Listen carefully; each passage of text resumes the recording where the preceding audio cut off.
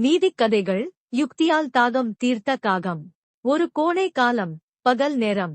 கொளுத்தும் வெயில் மக்களையும் பறவைகளையும் வருத்தியது. தாகம் எல்லோருக்கும் ஏற்பட்டது.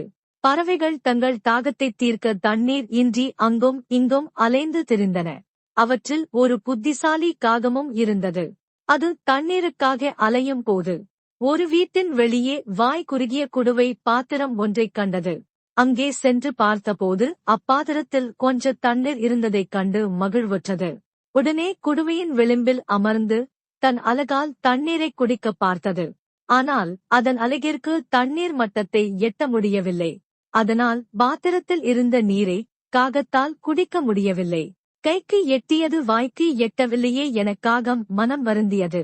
இதை விட்டால் வேறு இடத்தில் தண்ணீர் கிடக்கவும் மாட்டாது என எண்ணி அதனை எப்படியாவது குடிக்க வேண்டுமென சுற்றுமுற்றும் பார்த்து யோசனை செய்தது. பக்கத்தில் சிறு சிறு கூழாங்கற்கள் கொட்டிக் கிடந்தன.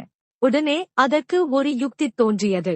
ஒவ்வொரு கூழாங்கற்களாக எடுத்து அதை அந்த குடுவையில் போட்டது. கூழாங்கற்கள் விழ விழ தண்ணீரின் மட்டம் உயரத் தொடங்கியது. ஒரு கட்டத்தில் குடுவையின் வாயருகே தண்ணீர் வந்துவிட்டது.